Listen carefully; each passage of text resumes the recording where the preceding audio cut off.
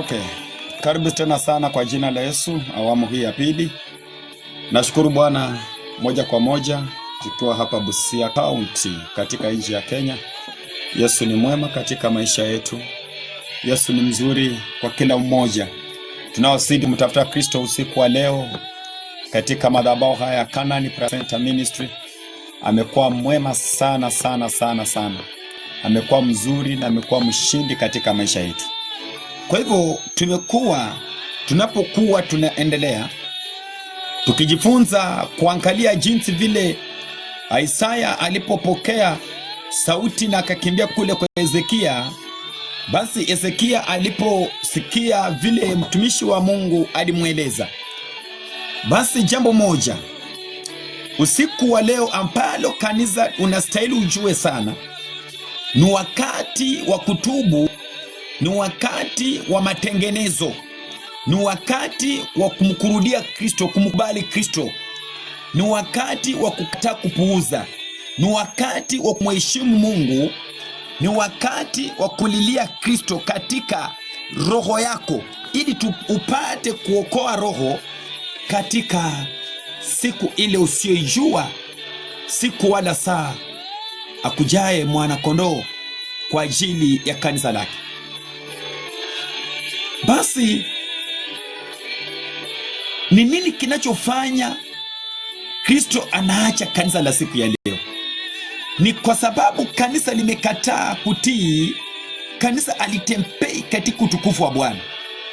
Magonjwa, umaskini, vita, vifo, ajali, mambo mengi zinatendeka kwa sababu wanaosema kwamba wameokoka wamekataa kumtambua Kristo katika roho na kweli. Wamekataa kutii sauti ya Kristo Yesu katika roho zao. Sasa leo tunapata kwamba maangamizi mengi sana katika ulimwengu, wakati ambao watu wanaposema kwamba wameokoka, Yesu ni Bwana, lakini maisha yao wameishi maisha ya huzuni, wameishi maisha ya huzuni, wameishi maisha ya kuhangaika kila siku kama waliopotea, wasiomjua Kristo, wanaozidi kumwabudu na kumuinua katika maisha yao. Kitabu cha Yohana Mtakatifu, watu wabarikiwa, tukiwa ni muda wa saa 8 usiku dakika 3, neno la Bwana linazidi kusonga mbele. Hakika ni wakati ambao kila mmoja ujifanyie uamuzi, kila mmoja kesheni muombe, kila mmoja tafuteni Mungu, kila mmoja lilieni Mungu, kila mmoja tetemekeni mbele za Mungu kwa ajili ya siku ile inayokuja. Ni kwa ajili ya kumiliki ufalme wa milele. Ni kwa ajili Yesu kuwalinda katika dunia hii, Yesu kuwakumbuka hata katika maisha, Yesu kuwakumbuka hata katika maboma, Yesu kuwakumbuka hata katika kazi zenu, Yesu kuwakumbuka hata katika mambo yote mnayopitia. Kwa hivyo tunapata kuona kwamba muda wetu unazidi kusonga, au muda wetu unazidi kwenda. Lakini jinsi vile muda wetu unazidi kwenda, basi tusidi kuweka bidii kwa kusidi kutubu, kujitakasa kila wakati, kukaa katika utakatifu kwa ajili ile siku ya Bwana inayozidi kuonekana inasongea karibu kwa ajili ya kanisa lake. Basi tuangalie jinsi vile Yuda anakuja kumsaliti Kristo. Yuda analeta maadui kumsaliti Kristo. Yuda analeta maadui kwa Yesu Kristo. Tuangalie pale Yohana Mtakatifu mlango wa 17, pale tunaanza mstari wa 1. Kwa hivyo tunapata kuona kwamba kanisa ni wakati ambao usisaliti roho yako ipate kukosa kuona uzima wa milele. Usikubali mwili usaliti roho, ambao wakati mwili umesidi kujawa na shughuli nyingi za dunia hii, usikubali kusaliti roho yako kukosa kuona uzima wa milele. Mstari wa 1. Yohana Mtakatifu mlango 17 mstari wa 1. Maneno haya aliyasema Yesu, akainua macho yake kuelekea mbinguni, akasema, Baba, saa imekwisha kufika, mtukuze mwanao. Okay, twende pale Yohana 18 mstari wa 1. Watu wabarikiwa. Mstari wa 1. Alipokwisha kusema hayo, Yesu alitoka pamoja na wanafunzi wake kwenda ng'ambo ya kijito Kedroni. palipokuwapo bustani, akaingia yeye na wanafunzi wake. Maandiko yanasema kwamba Yesu alipokwisha kusema hayo, alitoka na wanafunzi wake. Alitoka na wanafunzi. Alipokwisha kusema, akatoka na wanafunzi. Alipotoka na wanafunzi, ni mambo gani ambayo ilikuja ikampata Yesu alipokuwa kule safarini, au alipokuwa kule penye ameenda? Ni nini kilikuja kikampata Kristo wakati baada ya kuliambia kanisa? Sasa akaondoka na wanafunzi wake akaenda. Na alipoondoka na wanafunzi wake akienda, basi shetani hakupata kukosa mfuata Kristo au kumwachilia Kristo katika zile mipango au zile shughuli zenye alikuwa nazo.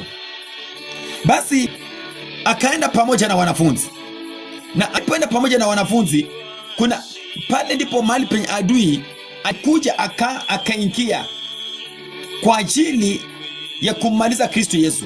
Lakini tazama, muda wa Kristo Yesu ulikuwa bado haujafika. Sasa Yesu angepata kukufa, lakini pale tayari ilikuwa ni maandalizi. Pale Yesu alikuwa amaliziwe pale, lakini kama muda bado hujafika, bado muda hujafika, tunaanza upya. Basi namba 1. Mstari wa kwanza. Alipokwisha kusema hayo, Yesu alitoka pamoja na wanafunzi wake kwenda ng'ambo ya kijito Kedroni. Kwa hivyo alipokwisha kusema hayo, akachukua wanafunzi wake. Alikuwa anatembea na wanafunzi, alikuwa anaenda nao akiwafundisha, akitembea pamoja na wao. Akaenda pamoja nao katika mji ule wa pili alipofika kule. Ni mambo gani basi ilikuja ikampata Kristo Yesu?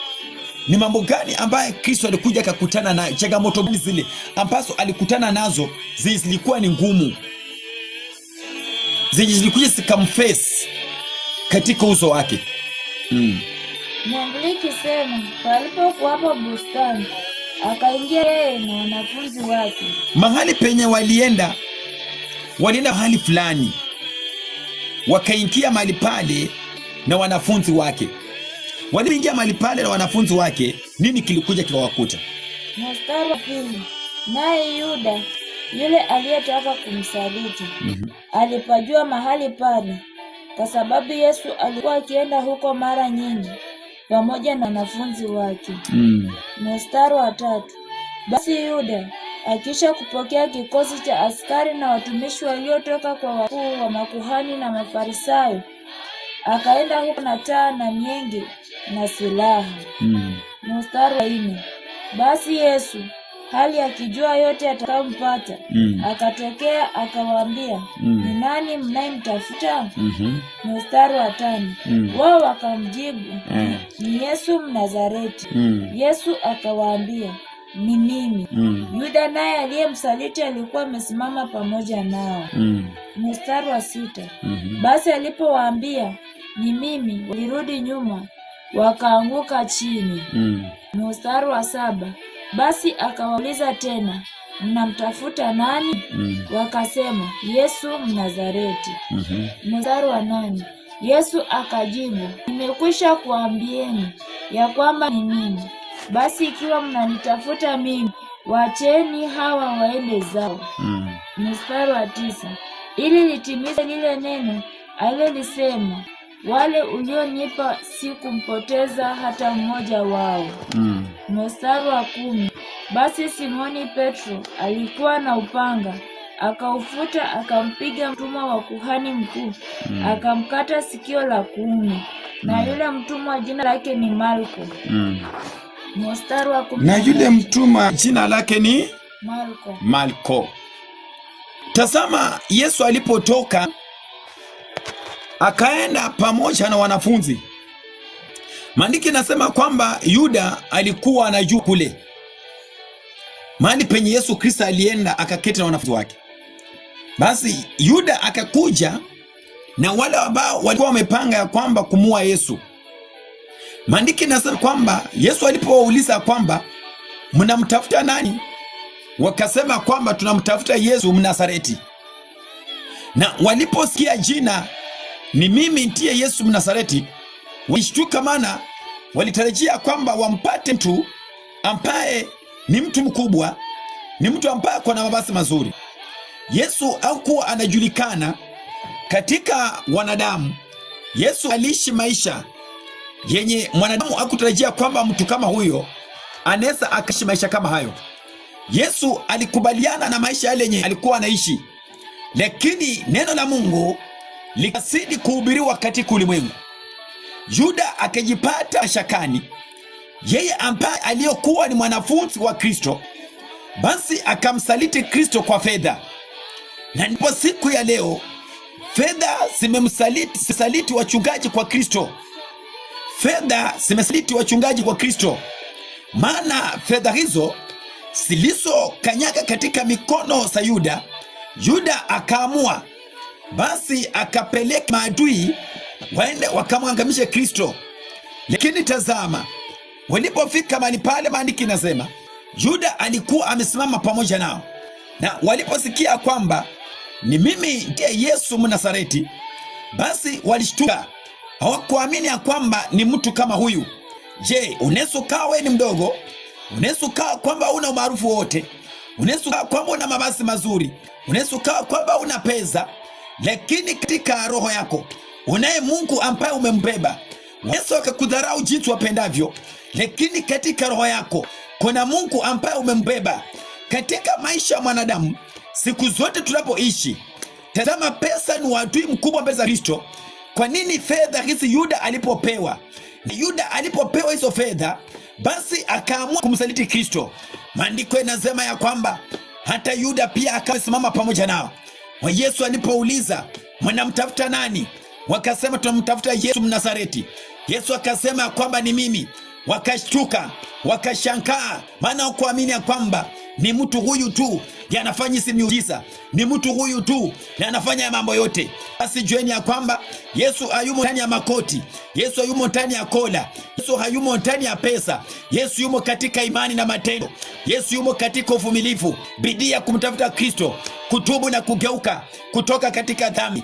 Basi maandiko inasema kwamba Yuda alidhani ya kwamba amefaulu, lakini hakufaulu. Yuda mwenyewe anajimaliza. Sijui ni mtu mgani ambaye siku ya leo nini kinaweza kikafanya ukamsaliti Kristo katika roho yako, ukaacha madhabahu ya Bwana, ukaacha njia ya Bwana, ukaacha maonyo ya Bwana. Maana maandiki imesema kitabu cha kwanza, watu wako wanaangamia kwa kukosa maarifa. Watu wengi hawataki kukemewa, watu wengi hawataki kuonywa, watu wengi hawataki kweli, watu wengi hawataki kukemewa. Watu wanataka dunia, na wanapoambiwa ukweli wanageuka, wanakataa, wanasema mimi sitaketi mahali pale kwa jina la Yesu Kristo wa Nazareti.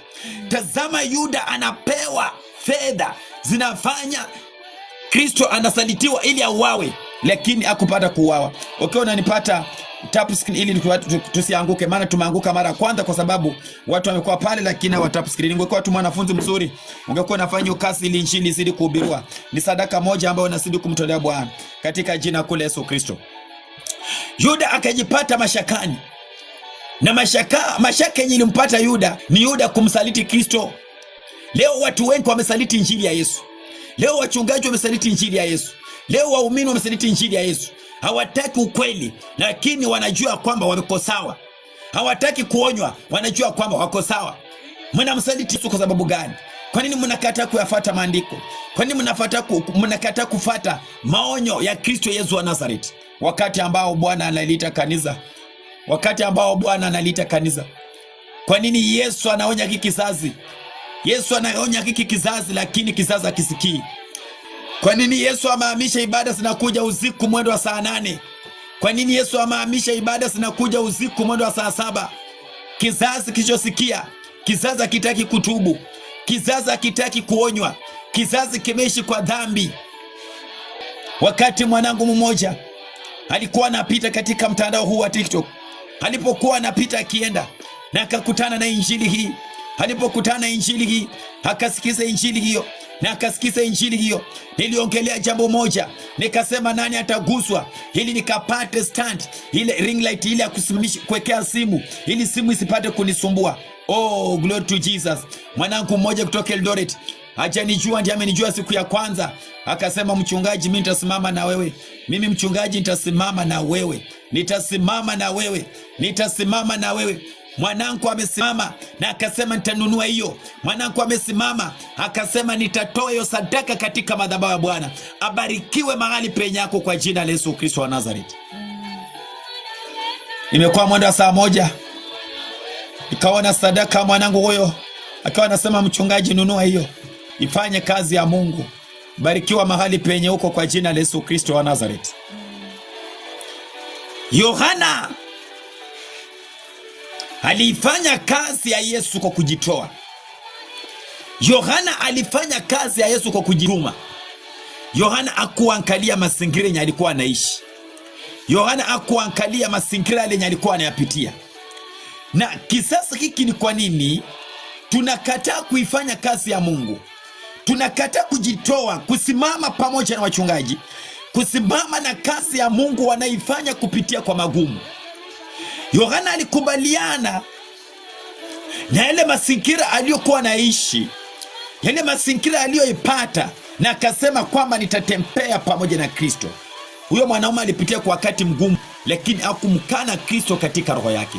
Leo watu wanamsaliti Yesu na wanadhani ya kwamba wako katika njia inayofaa. Watu wanamsaliti Kristo, wanadhani ya kwamba wako katika njia bora. Watu wanamsaliti Kristo, wanadhani ya kwamba wako kwa njia nzuri. Mwanangu, usiyojua siku wala saa, alarm itapiga, tarumbeta itapiga. Sasa utasema nini? Wakati ulikataa kutubu, Ezekia anasikia sauti, anaanza kutubu na kugeuka katika ukuta, anaondoka kwenye dhambi, anaondoka katika ile makosa aliyokuwa ameyafanya katika roho yake, kwa jina la Yesu Kristo wa Nazareti. Waraka wa kwanza wa Petro ni mlango wa 4 mstari wa 3. Watu wabarikiwa, kanisa lenye ufahamu linalomkimbilia Kristo katika maisha yao, kanisa linalokubali kuonywa, kanisa ambalo limegeuka, limetoka kwenye dhambi, kanisa ambalo linangojea ile siku, kanisa ambalo linangojea ile siku, kanisa ambalo linamlilia Kristo. Ndugu zetu kutoka Tanzania pamoja na dada zetu wa Tanzania, tunawaombea mtapata amani kwa jina la Yesu Kristo. Lakini duniani hatuishi sisi wote nyumbani kwetu, basi ni kuurithi ufalme wa mbinguni ili tukae pamoja na Kristo Yesu. Yesu atawapea nguvu, Yesu atawapea uwezo, Yesu atawapea mamlaka. Jioni ya kwamba tunaishi nyakati za mwisho, na kila mmoja lazima atakufa na ataondoka duniani. Endeleeni kujiprepare, endeleeni kutubu, endeleeni kulia Kristo kwa ajili ya maisha yenu, maana mjuae, hakuna juae siku wala saa. Ni kuendelea kutubu na kulia Mungu na kuiombea nchi ya Tanzania, na Bwana atazidi kusimama pamoja naye. Waraka wa kwanza Petro mlango wa 4 mstari wa 1. Mlango wa 4 mstari wa 3. Mstari wa 3. Maana wakati wa maisha yetu uliopita watosha kwa kutenda mapenzi ya mataifa. Basi maana, sikia hiyo, tunarudi pale verse number 3. Sasa kanisa linaondolewa katika sasa udunia. Kanisa linaondolewa katika mambo ya dunia. Kanisa linaondolewa sasa katika tamaa. Kanisa linaondolewa sasa katika udhaifu. Kanisa linaondolewa sasa katika kutoamini. Sasa Bwana anarejesha utukufu wake katika kanisa lake kwa jina la Yesu Kristo. Mstari wa 3. Maana wakati wa maisha yetu iliyopita watosha kwa kutenda mapenzi ya mataifa. Imetosha sasa kwa kutenda mapenzi ya mataifa. Mataifa ni wale wanadamu wasiokubali Yesu Kristo, kufanya dhambi zaidi, kumkufuru Yesu kila wakati, kutogopa jina la Mungu, kuendelea kufanya mabaya kila wakati. Maandiko inasema kwamba sasa imetosha kufanya mambo ya mataifa, kuenenda katika ufisadi, na tamaa na ulevi, na karamu za ulafi, na vileo na ibada ya sanamu isiyo halali. Mstari wa 4. Tazama kanisa, wakati ambao Bwana analionya kanisa ni sasa. Wakati ambao Bwana analipigania kanisa ni sasa. Wakati ambao kanisa linaandaliwa ni sasa. Je, uko tayari kwa roho yako kuachana na mambo zote za ulimwengu, kuachana na tamaa nasa za dunia, utubu na umrudie Kristo Yesu, maana ile siku kanisa inakaribia. Wakati ambao watu wengi wamekataa maonyo ya Jehova, wakati ambao watu wengi wamekataa maonyo ya Yesu. Yesu anarudi kwa ajili ya kanisa. Watu wa ulimwengu, tubuni, geukeni mtoke kwenye dhambi. Watu wa ulimwenguni, tubuni. Kenya, Kenya, Kenya, Kenya, Kenya, wakati umefika. Wakati umefanya mabaya imepita. Kenya, wakati umefanya mabaya imepita. Kenya, wakati umefanya mabaya imepita. Sasa basi masaa imefika. Wakati Kenya utukufu ushuke. Masaa imefika. Kenya ikabarikiwe. Masaa imefika. Kanisa likainuliwe. Masaa imefika. Utukufu kainuliwe. Kenya siku ya leo Yesu anazungumza kwa ardhi ya Kenya. Wakati wa kutenda maovu, wakati wa kutenda dhambi, basi imepita. Wakati umefika. Yesu akainue Kenya. Yesu akaibariki Kenya. Yesu akaipiganie Kenya katika jina la Yesu Kristo wa Nazareti. Basi wakati kama huu, wakati ambao wanadamu wanazidi kutenda maovu, wanadamu wanazidi kutenda dhambi, wanadamu wanazidi kumkufuru Kristo, basi jueni ya kwamba Bwana anaweza kankamisha nchi hii vibaya kabisa kwa jina la Yesu Kristo. Wakati wa kufanya mabaya imepita. Wakati wa kumkufuru Yesu imepita. Wakati wa mashoga imepita. Wakati wa mambo ya dunia imepita. Sasa nchi inajengwa kwa misingi ya jina la Kristo. Kenya inajengwa kwa misingi ya jina la Yesu Kristo. Kenya inasimamishwa upya kwa jina la Yesu Kristo. Kenya inasimamishwa kwa jina la Yesu Kristo. Kenya inatawaliwa na jina la Yesu Kristo. Kenya inaongozwa kwa jina la Yesu Kristo. Ninaikamata nchi ya Kenya nzima, inaongozwa kwa jina la Yesu Kristo. Ninaileta kwa jina la Yesu Kristo. Misingi za baharini sipigwe, misingi za Illuminati sipigwe, misingi za majini sipigwe. Sasa msingi wa jina la Yesu ukaitawale nchi ya Kenya in the mighty name of Jesus. Mambo ya dunia imepita. Sasa wakati umefika. Ni wakati wa kufuata sauti ya Bwana. Ni wakati Kenya kufuata sauti ya Bwana. Wakati Kenya kuogopa maonyo ya Bwana. Wakati Kenya kutetemeka mbele za Bwana. Wakati Kenya kuishi kwa amani mbele za Bwana. Wakati Kenya kuishi na umoja ndani za Bwana. Wakati Kenya mkubali toba ndani ya Bwana. Wakati Kenya mkubali revival. Wakati Kenya mkubali toba la kitaifa. Wakati Kenya mkubali utukufu. Bwana anataka kushuka kuachilia uwezo, kuachilia mamlaka katika nchi ya Kenya. Wakati umefika. Kenya inaposimama, Kenya inapotubu, Yesu anasimama na kuisamehe. Yesu anasimama na kuiongoza. Yesu anasimama na kuipigania tena na kuisimamisha katika nguvu mpya zake Kristo Yesu wa Nazareti. Wakati ambao nchi imetenda mabaya imepita. Wakati ambao Kenya imemkufuru Yesu imepita. Wakati ambao wachungaji wa uongo imepita. Wakati ambao manabii wa uongo imepita. Sasa mambo mapya yanaenda kuchipuka. Mambo mapya yanaenda kutokea. Manabii wa uongo wanaenda kumalizwa. Manabii wa uongo wanaenda kumalizwa. Mitume wa uongo wanaenda kuisha. Sasa Bwana anajenga misingi mpya. Sasa Bwana anaachilia uwezo mpya. Sasa Bwana anaachilia mamlaka mapya katika nchi ya Kenya. Misingi mpya, misingi mpya. Kenya itatoba la kitaifa. Kenya itatoba la kitaifa. Kenya itatoba la kitaifa. Bwana anataka kuachilia revival mpya. Bwana anataka kuachilia misingi mpya. Kenya, Kenya, Kenya, Kenya, Kenya itatoba la kitaifa. Itatoba la kitaifa. Yesu anataka kutembea na nchi hii. Yesu anataka kulinda wa Kenya. Yesu anataka kuinua nchi hii.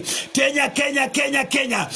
Kenya, Kenya, Kenya, Kenya itatoba la kitaifa. Itatoba la kitaifa. Itatoba la kitaifa. Itatoba la kitaifa. Kenya, Kenya, Kenya, Kenya, Kenya itatoba la kitaifa. Yesu anataka kutembea na nchi hii. Yesu anataka kuachilia uwezo. Yesu anataka kuachilia ushindi. Yesu anataka kuachilia mamlaka katika nchi ya Kenya. Masaa kama haya, Kenya, Kenya, Kenya, Kenya itatoba la kitaifa likiongozwa na president wa Kenya Kenya itatoba la kitaifa ikiongozwa na president wa Kenya. Kenya tii sauti ya Yesu. Kenya tii sauti ya Mungu wa Israeli. Itatoba la kitaifa. Kenya. Ogopeni Mungu. Kenya ogopa Mungu. Kenya ogopa Yesu Kristo. Masaa imefika. Wakati Kenya umefanya maovu imepita. Sasa inakuja kutenda mambo mapya. Tii basi Kenya uokolewe.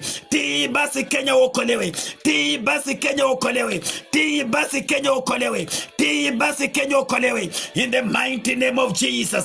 Wakati ambao tumefika ni Kenya kuingia kwenye utoba, ni Kenya kutubu. Tumechoka kuona damu ikimwagika, tumechoka kuona watu wakiuana, tumechoka accident za kila wakati, tumechoka kuona mambo inayotendeka. Kenya. Imefika wakati, kubali Kenya yokolewe, puuza Kenya yangamie katika jina la Yesu Kristo wa Nazareth.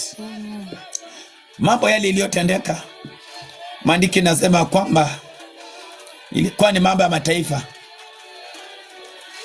lakini nchi hii ninaachilia misingi mpya za injili, msingi mpya wa injili. Nchi ya Kenya isamehewe kwa jina la Yesu Kristo.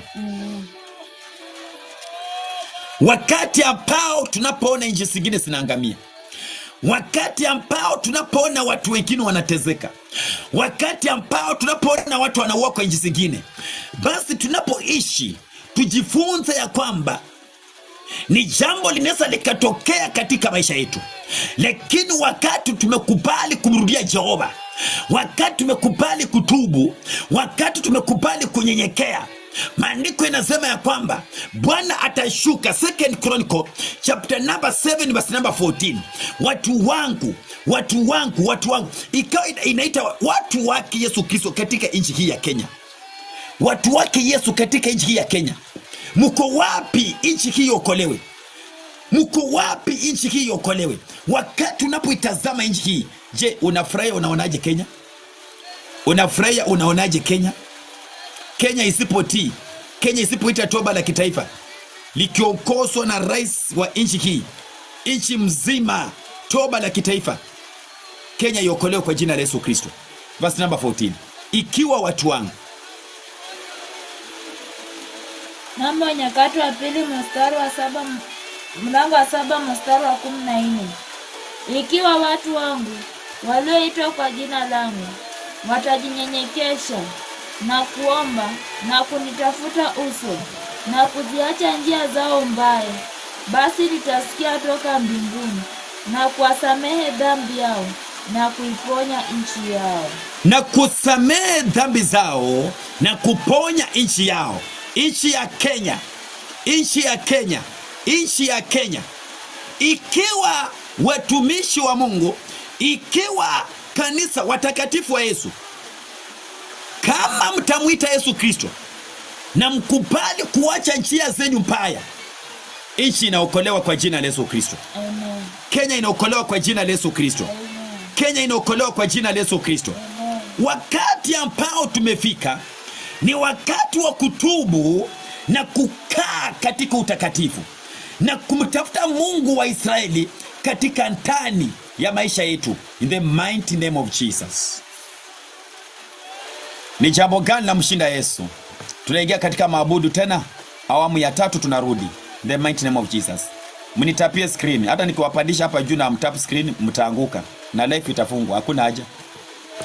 Haja yako ingekuwa pale, sikiza neno na kutap screen. Kutii ni bora kuliko kutoa dhabihu. Ni vyema sana kwa jina la Yesu Kristo. Wakati Bwana anazidi kubariki kanisa lake, tusikie maabudu tunapoendelea na awamu ya 3.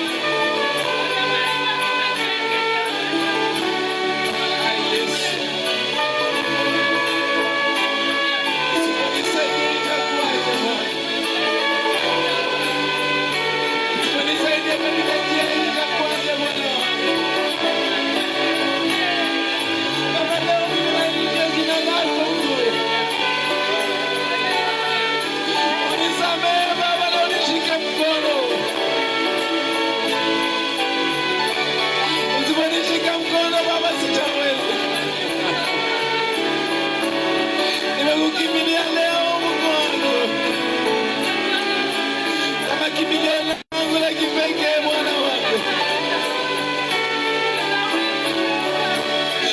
Unajua siwezi Baba, maovu yangu ni mengi Baba.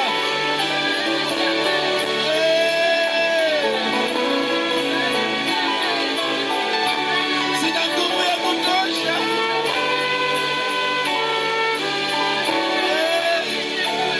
Ni wewe tu Baba peke yako unaweza nifikisha hadi mwisho, hadi siku ile utakuja kwa watu wako Baba. Patikane, niko tayari Bwana.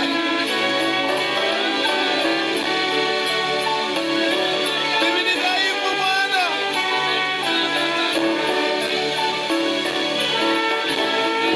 Usiniache Yesu.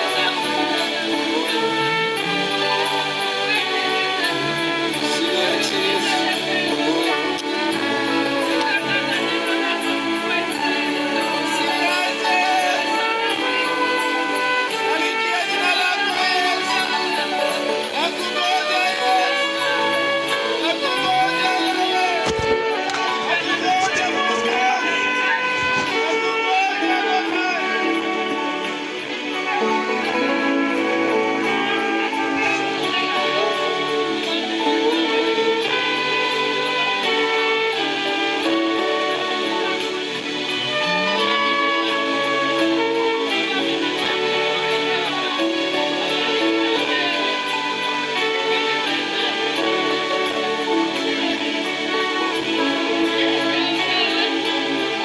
Mlilie tu, mpazie sauti, mwambie Bwana, mimi nakulilia Bwana wangu.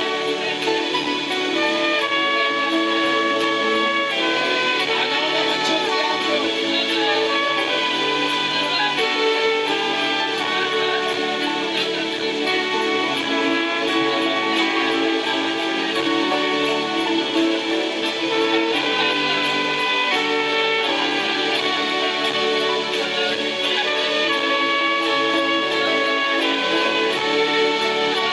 Mara nyingi nimetegemea binadamu kunisaidia. Mara nyingi nilijitegemea mimi mwenyewe nikidhani ninaweza peke yangu. Haikuweza Bwana, enda nami. Giza ni kuu. Majaribu ni mengi. Njia ni telezi. Na mimi ni dhaifu Bwana. Nakuhitaji Yesu. Nakuhitaji Yesu.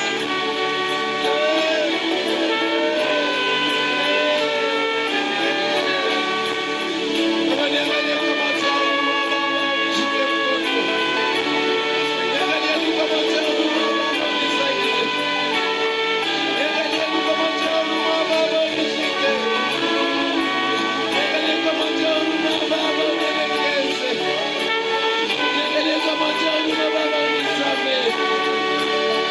Niangalie kwa macho yangu Baba.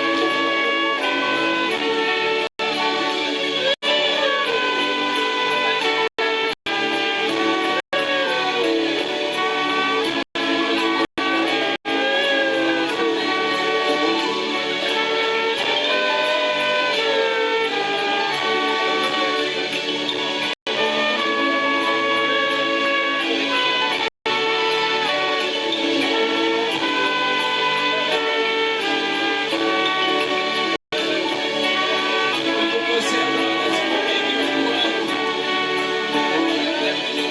Nilikosa kwa muda mrefu Bwana.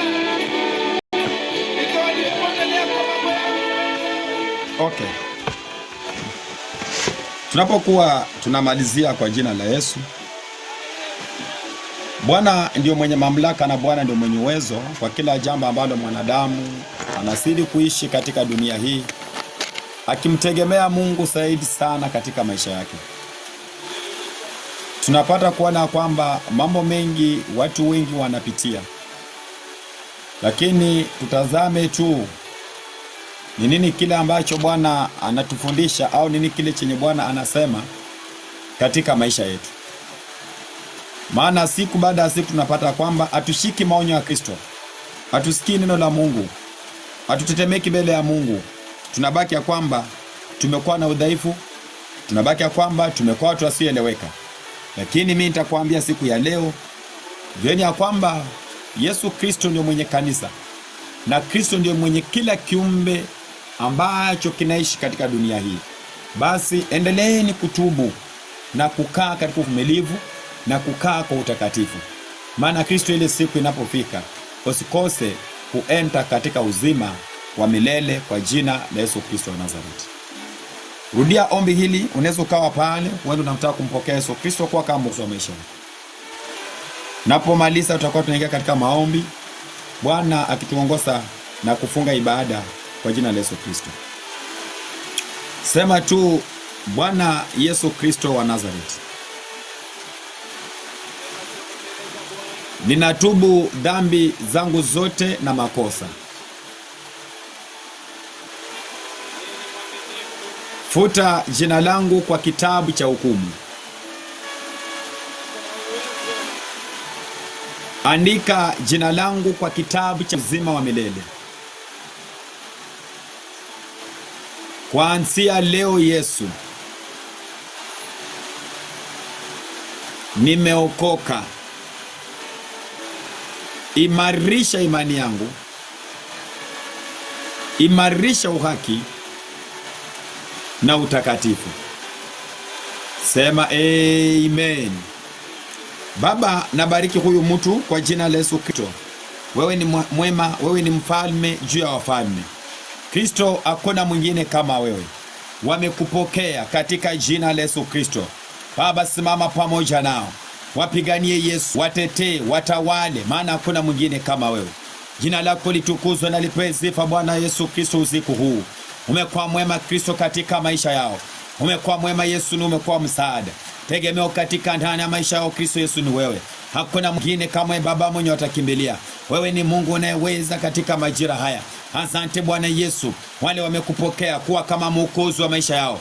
Yesu, usiwawache, washike mkono, tembea pamoja nao, waimarishe. Ondoa kila marafiki wabaya, ondoa kila maroho zinaweza kuinuka kuwafuta nyuma katika jina la Yesu Kristo. Tawala Bwana Yesu, nami nitasema asante, maana hakuna mwingine kama wewe. Kwa Yesu Kristo nimeomba hata na kuamini. Okay, majira kama haya natamani unaweza ukawa na mahitaji pale, unahitaji maombi, unaweza ukapanda pale juu kwa jina la Yesu Kristo. Unaweza ukawa pale unahitaji maombi, kuna jambo fulani linakutatiza, unahitaji maombi, unaweza ukatuma request nikupandishe pale juu. Ukiendelea kutap screen, maana bado likes zetu ziko chini sana, kwa sababu tumeangushwa mara ya kwanza. Wale wenye wamekuwa au kuwa na tap screen ikabidi wakapotea, urudi tena ikabidi turudi upya. Kama uko na mahitaji maombi, utaka kuombewa, tuma request nikupandisha hapa juu, itakuwa vyema. Amen. Irene, nimekuona kwa jina la Yesu Kristo. Yesu ni mwema. Mara hii tunakuja usiku kabisa, kabisa. Ni mipango ya Roho Mtakatifu. Ingekuwa ni mipango zangu ningeleta ibada hata saa 2, lakini kwa ajili ya Yesu Kristo lazima tutii sauti. Kama kuna mtu anahitaji maombi, tuma request nikupandishe pale juu. Okay, kama hakuna, basi ningetamani kuomba kwa jumla, na niko na imani ya kwamba Mungu wa Israeli atazidi kuwapigania kwa jina la Yesu Kristo. Baba Mungu, katika jina la Yesu, mfalme wa wafalme, umekuwa mwema Yesu, umekuwa jemedari, umekuwa mtetezi Kristo katika maisha yetu. Ni usiku mwema Kristo, ni usiku Baba, nimeweka mkononi mwako. Wakati ambao nguvu za giza Baba zinapokuwa zinainuka, Yesu, sikipigana na watumishi wako, sikipigana na kanisa lako Bwana Yesu, ninavunja katika jina la Yesu Kristo. Usiku wa leo Kristo, naleta watazamaji wangu wote ambao wenye wako live TikTok, live Facebook, wote naweka mkononi mwako Mungu wa Israeli. Baba, simama pamoja nao, watetee mfalme wa wafalme, katika kila mahitaji katika roho zao, ukiwafungulia Mungu wa Israeli, ukiondoa magonjwa Baba za kila aina, uking'oa kila vifungo na kila nguvu za giza katika jina kule Yesu Kristo. Baba, simama na kila umoja Yesu amekukimbilia katika madhabahu, usiwawache Mungu wa Israeli, ukawatetee siku baada ya siku, ukiwaongoza nikijua kwamba ni mwema, ukibomoa kila giza mbele zao, uking'oa kila vita mbele zao, uking'oa kila hali ngumu mbele zao, uking'oa maumivu mbele zao katika jina kule Yesu Kristo. Baba, simama pamoja nao usiku wa leo, ukawa usiku wa baraka, walinde Baba, wapiganie kaza mikono neka mkononi mwako, vifungo na vita juu ya kazi inakata kwa jina la Yesu Kristo, ukawatawale na kuwakomboa, kuwatoa katika mateso Baba, kuwatoa katika vifungo Yesu, kuwatoa katika aibu mbalimbali. Baba, simama pamoja nao,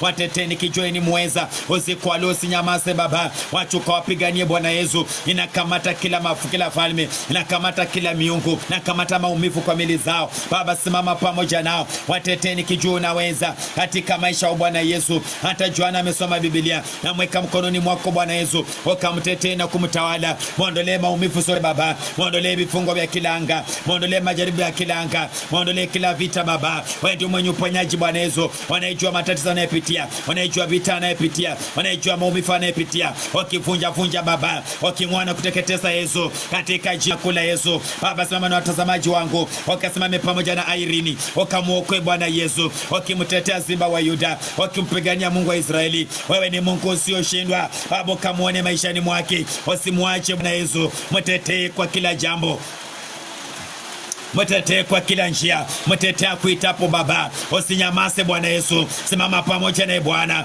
onekana kwa mji wa Nakuru, mtawale Bwana Yesu, mtawale juu ya maisha yake Baba, wakani juu ya maisha yake Yesu, wakati mgumu anapopitia Yesu wangu, usimwache, ondoa mateso Baba yangu, ondoa vifungo Jehova Nisi, ondoa Mungu wa Israeli, usinyamaze Bwana Yesu, ukamtetee na kumtawala, ukamuonekanie juu ya maisha yake, ukimtembelea Bwana Yesu, ukimgusa usiku wa leo, ukimwona usiku wa leo. Ni nani kama Bwana Yesu? Amekukimbilia Bwana Yesu, inakamata kila falme, inakamata kila miungu, inakamata kila giza, inakamata kila laana, inakamata kila madhabahu juu ya maisha ya Baba, inavunja zote, na achilia moto, na achilia moto, na achilia moto, na achilia moto, na achilia moto. Yesu marosi chomeke, magonjwa sichomeke, vita vichomeke, uchawi uchomeke, madhabahu sichomeke katika jina la Yesu Kristo wa Nazareth. Baba, simama na watazamaji hawa, usiwawache Bwana Yesu. Unajua mateso wanaopitia, unajua ugumu wanaopitia,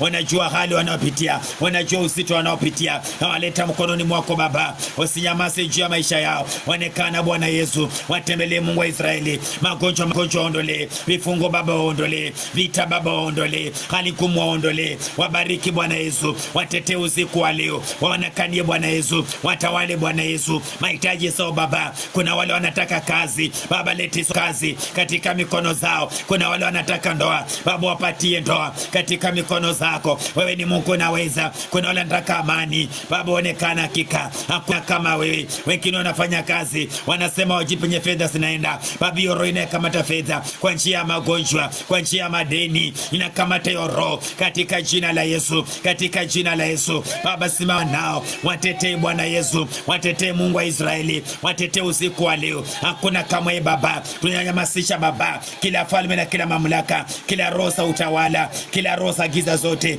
zinatawala maisha yetu, zinatawala mji huu, zinatawala komri hii, zinatawala ploti hii, madhabahu za kila anga, vita na kila falme. Tunakataa Yesu, tunang'oa na kuteketeza katika jina la Yesu. Maroho za uchawi, maroho za angani, maroho za gizani, tunavunja Baba, tunakemea Yesu katika jina la Yesu Kristo wa Nazareth.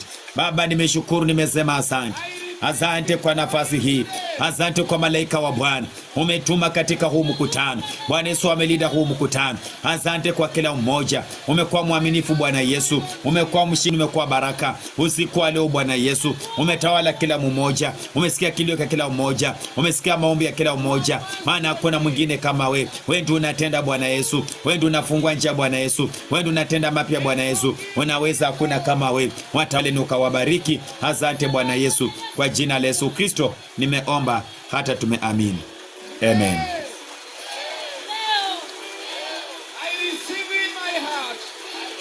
Bwana akizidi kuwabariki. Bwana akizidi kuonekana. Amen. Mtu anaweza akawa na jambo labda anataka kuzungumza. Yesu ni mwaminifu na Yesu ni msaada. Na pia nikimalizia, unaweza tamani kutoa sadaka zako kwa roho. Unaweza ukajiunganisha kwa madhabahu kupitia kwa hiyo namba yenye unaiona kwa screen.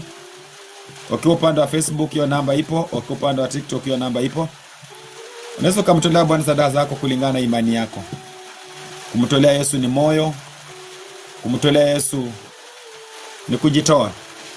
Maana pia ni ibada utakuwa unamfanyia Kristo, naye atakumbuka maisha yako, naye atakumbuka hali unaipitia, atakumbuka vita unavyopigwa, naye atatenda agano jipya pamoja na wewe. Unaweza kumtolea sadaka zako kupitia kwa hiyo namba, na itakuwa ya baraka, itakuwa ya uzima. Kwa hivyo tunapokuwa tunamalizia, ni wakati tunamtolea Bwana sadaka kupitia kwa hiyo namba kwa jina la Yesu Kristo. Pia unaweza ukawa na jambo, panda hapa juu niongeleshe kwa jina la Yesu. Unaweza tuma request tu niongee pamoja na wewe. Yesu anaokoa maisha ya wanadamu. Ni wakati wa kuzidi kuliandaa kanisa, maana mwenye kanisa yu njiani anarudi. Ni kila mmoja kuzidi kujiandaa, kukaa kwa utakatifu, kuepukana na dhambi. Kristo anarudi kwa ajili ya kanisa lake. Ni kila mmoja kumwogopa Mungu, ni kila mmoja kumpenda Mungu katika jina la Yesu Kristo. Maana Yesu ni mshindi na Yesu ni mwaminifu katika maisha yetu. Sijai muona mtu kama Yesu. Okay, Irene, karibu. Bwana Yesu asifiwe.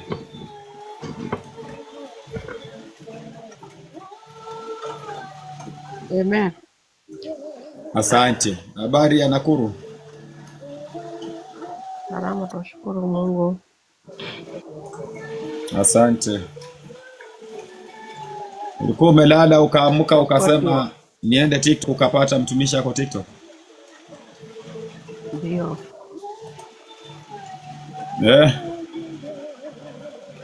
Ndio. Sisi hatulali. Sisi tunafanya kazi ya Mungu usiku wote. Ni vizuri. Okay. Unaenda namna gani kule? Huku niomba tu yaniangaisha hadi kwa salama, ashukuru Mungu na mwanangu. Sauti kidogo. Yes. Mume wangu. Niko salama, ashukuru Mungu. Familia yangu yote. Isipokuwa tu homa yaniandama.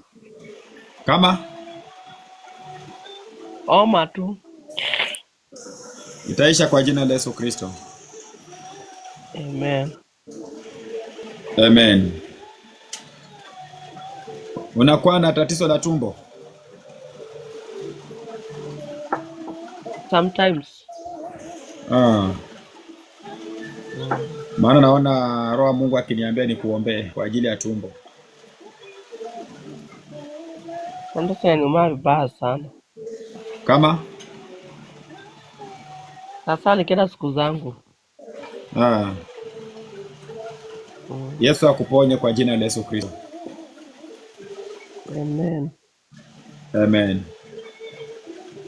Nyosha mkono juu kuombea kwa ajili ya tumbo. Yesu atanyamazisha na itauma tena. Baba, katika jina la Yesu namwombea Irene kwa jina la Yesu Kristo. Hiyo tumbo madhabahu ambayo inasukumwa katika tumbo, Yesu Kristo navunja katika jina la Yesu Kristo. Simama pamoja naye Mungu wa Israeli. Uponyaji unatoka kwako. Yesu Kristo wewe ndiye unayeponya. Wewe ndiye unayemtetea. Baba, mpiganie, muokoe. Ondoa madhabahu Kristo zote za magonjwa katika mwili wake. Simama pamoja naye, mtie nguvu. Kwa jina la Yesu Kristo nimeomba hata nimeamini. Amen. Kwa hivyo Yesu akupiganie na kutetea. Zile documents patikana? Bado, hata nguo zake bado. Kama? Bado. Bado.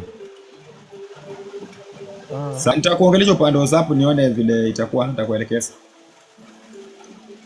Okay. Umesikia?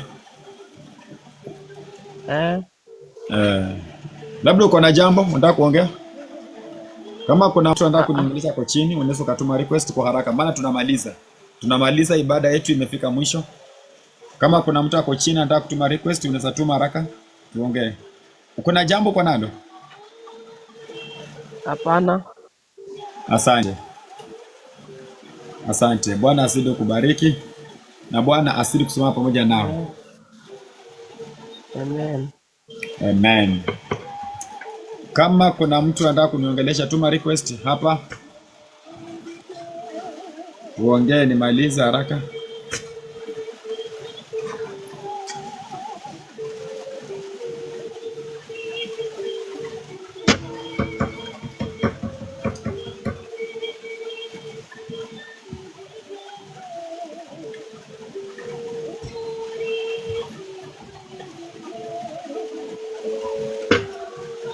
Okay. Basi tumefika tamati kwa jina la Yesu. Yesu mwenye nguvu, Yesu wa amani, asimame nanyi usiku wote, azidi kuwatembelea siku baada ya siku, azidi kuwabariki. Itakuwa vyema siku zote. Yesu atazidi kuinuliwa na Yesu atazidi kuitwa mfalme katika maisha yetu, katika safari tunaishi siku zote. Na kubariki Irene kwa sadaka ambayo umejiunganisha naye na madhabahu kwa jina la Yesu Kristo. Baba, katika jina la Yesu nambariki Irene kwa jina la Yesu kwa sadaka yake ametoa katika madhabahu. Kristo, kumbuka kazi ya mikono mahali penye ametoa, akapate mara 770 kwa jina la Yesu Kristo. Magala za vyakula vyake ninatabiri havitapunguka, Mungu wa Israeli. Kazi ya mikono haitapunguka, Mungu wa Israeli. Yesu, mubariki, mubariki, mubariki, mubariki, mubariki, mubariki, mubariki katika jina la Yesu Kristo. Simama pamoja naye, mtetee, maana wewe ni Mungu. Kwa jina safi la Yesu Kristo nimeomba hata nimeamini. Amina. Amen. Yesu ni mwaminifu siku zote na atazidi kulinda hiyo kazi, atazidi kuchunga hiyo biashara. Mahali penye imetoka azidi kurudisha maradufu tena sana, azidi kuonekana juu ya maisha yako.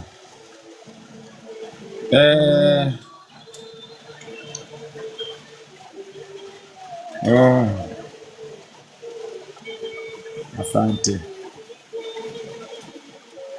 Tanzania, tunaombea Tanzania. Tanzania inapitia kwa wakati mgumu.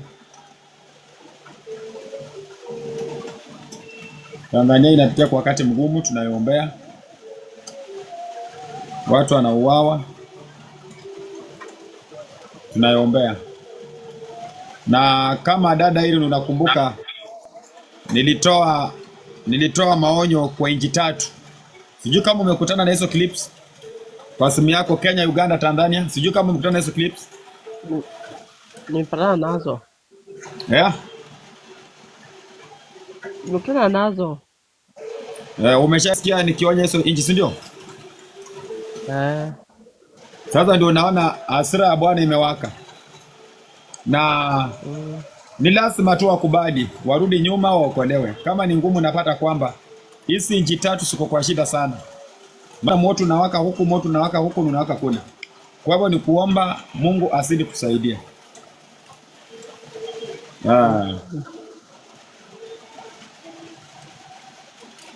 Kwa hivyo basi nimefika tamati. Kesho ni Jumamosi. Kesho nitakuwa kwa mapema kidogo. Kuna ibada nitakuwa na hapa mchana. Kuna ibada Bwana amenipea mchana, si rahisi niingie mchana. Lakini kuna ibada Bwana amenipea mchana, nitakuwa na hapa kuombea ndoa, kazi, magonjwa, vitu na imani. Vitu vinne: kazi, ndoa, magonjwa na imani. Kwa hivyo nitakuwa naingia ibada hapa kesho mwendo wa saa ngapi? Unasema? Mchana saa ngapi? Kuna nyesha sasa, sauti inakuja lakini sipati vizuri sana. Okay. Rudia, umesema? Mchana saa ngapi dad? Saa ngapi? Mchana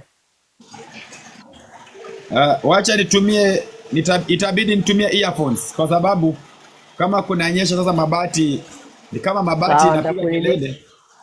ndakuuliza Wacha kwa nichukue WhatsApp earphones ndio voice nitumie, ndio tupate WhatsApp. kuwasiliana na nyinyi vizuri. Nakutumia voice kwa WhatsApp, uniambie saa ngapi? Nitumie earphones.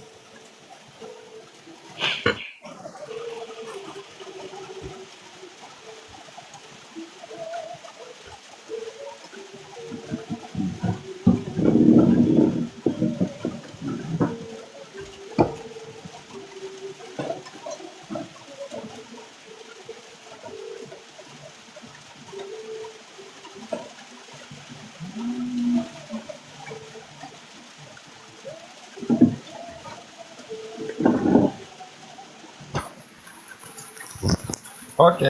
Hapo unaweza zungumza na kupata, maana ile kelele kwa upande wa mvua ilikuwa kubwa. Ulikuwa unasema namna gani? Maana sikuwa nakusikia pale. Nasema mchana saa ngapi? Mchana naweza patikana saa 5. Okay. Tunaweza Mamako anza saa mzima? tunaweza anza saa 5 alafu tunamaliza saa 7:30. Sawa. Kwa hivyo itakuwa ni kushughulikia ndoa, Mamangu yuko kazi. mzima kwanza. Eh, Mamangu yuko mzima. ni mzima kabisa kwa jina la Yesu Kristo. Dadangu, Ni mzima kabisa. twashukuru Mungu. Asante. Okay. Kwa hivyo tutakuwa nashughulikia kazi, nashughulikia ndoa, nashughulikia magonjwa pamoja na kurejesha imani ya watu iliyorudi chini. Najua kwamba Mungu atatupigania katika wakati mgumu watu wamepitia. Niko na imani ya kwamba Mungu atatupigania na atatusaidia katika yote tumeyapitia. Kwa hivyo Amen. ni kusidi kuwa na amani. Ninajua kwamba kila jambo Mungu anaweza. Amen. Kila kitu tunapomwamini anatenda. Watu wengi wamefunguliwa katika ya madhabahu. Watu wengi wako na ushuhuda. Watu wengi wameona mambo imetendeka. Alafu kuna jambo niliongea pale kwa akaunti yangu, nikazungumzia kuhusu stand. Sikupatana nayo hiyo. Wakutana nayo hiyo. Nilizungumzia ring light. Hii ya kuweka simu. Sijui kama uliona. Mimi dadi hiyo sijaiona. Lakini nashukuru Mungu, kuna yule dada amejitoa ambaye ni siku ya kwanza kunipata online, alikuwa anapita akaona zile za nimepost, akafuatilia TikTok yangu, akafuatilia, akasema nitasimama na huyo mtumishi. Kwa hivyo ametoa gharama za kununua ring light ili simu isinisumbue mahali pa kuweka. Amen. Ameshatuma tayari, huyo dada yuko Eldoret. Abarikiwe. Amen. Kwa hivyo ukiwa pale chini nimekutumia request, unaweza ukapanda hapa juu. Niko namalizia, nimeanza ibada saa 7. Nimeanza saa 7, tuko saa 9 namalizia. Nisungumza na mtu mmoja wawili. Na ibada tuko nayo saa 5 saa asubuhi. Maana ni ibada yenye Mungu ametujalia kutupatia mchana. Sio rahisi tufanye ibada mchana. Ametupa mchana na pia usiku tutakuwa hapa tu kwa ajili ya kusidi kuelimishana na kusidi kujenga mwili wa Kristo. Maana tusiposimama imara hatutakamilisha hii safari. Lazima tusimame imara ili tukamilishe safari hii ambayo Kristo anaipenda sana. Na pia mnaweza endelea pia kuingia pale kwa akaunti yangu. Kuna mahubiri pale za baraka, kuna mahubiri pale za ushindi. Unapokuwa unazidi kubarikiwa, una like, una comment, inakuwa vizuri. Kuna mahubiri pale mengi sana. Unaposikiza Mungu anazidi kukuongezea uwezo katika anga yako au katika ulimwengu wako wa kiroho, itakuwa vyema. Katika muda huu wote tunazidi kufundishana, tunazidi kusemesana, kujengana. Hakika Yesu atazidi kuwakumbuka sana siku zote mnapokuwa mnaishi hapa duniani. Safari ya mbinguni inataka tu uvumilivu na inataka maombi ili tuzidi kufurahia ndani ya Kristo Yesu. Okay, kuna dada amekuwa hapa juu, ni kama network imemwangusha kwa pale chini.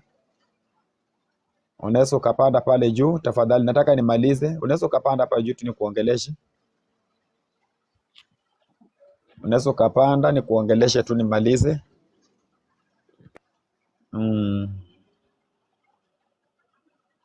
Ili nimalize.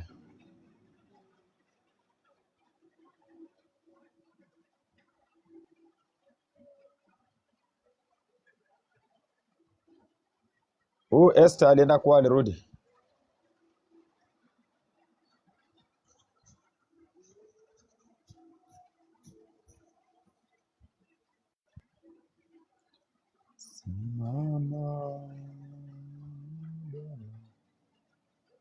Ni kama yuko tayari kupanda hapa juu. Basi nitasema asante kwa muda wote tumekuwa hapa.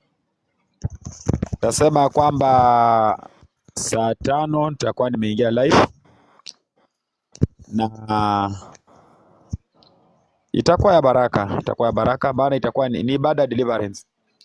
Hiyo ibada ni ibada ya ukombozi. Saa 5 hadi saa 7:30 nitakuwa naongea na mtu one by one, kisha kumfanyia deliverance, kukuondolea roho ya magonjwa, roho umaskini, roho ya utasa, ndoa kufungwa. Vitu vingi vimetendeka kwa watu wa Mungu. Kwa hivyo ibada saa 5 ni healing and deliverance. Live TikTok, live Facebook. Alafu pia kama hujafollow, kama hujasubscribe channel yangu ya YouTube, nakutuma pale, enda YouTube, search jina Vision is Coming TV. Vision is Coming TV. Nadhani Irene ulisubscribe pale YouTube?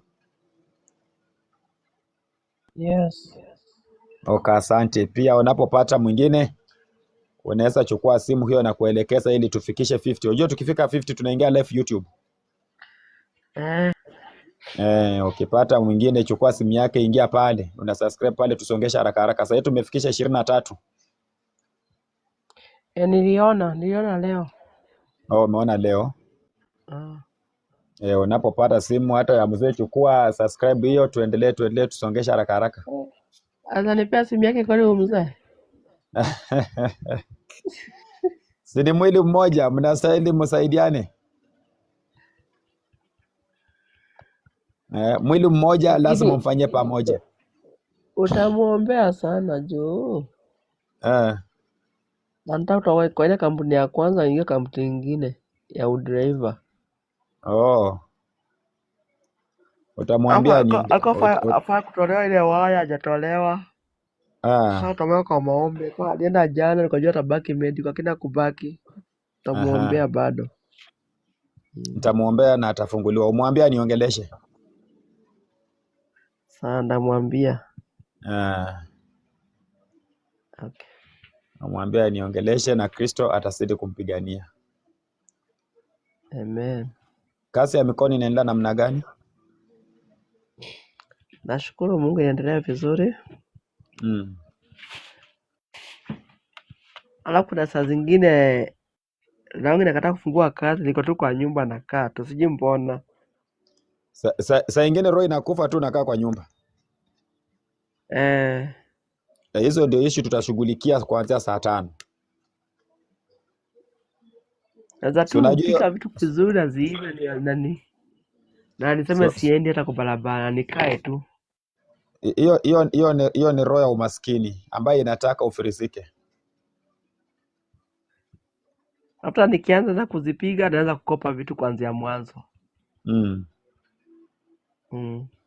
Yesu atakufungua na utakuwa huru kabisa, na kazi utafanya kwa furaha, utaifanya kwa bidii. Amen. Usikuwe na wasiwasi. Najua kwamba ujue shetani hakuna siku atafurahia kuona kwamba mwanadamu anaendelea vizuri katika maisha. Siku zote shetani atazidi kupigana ili aone kwamba mmeshindwa, mnafanya kazi zile zenye hazina uzuri.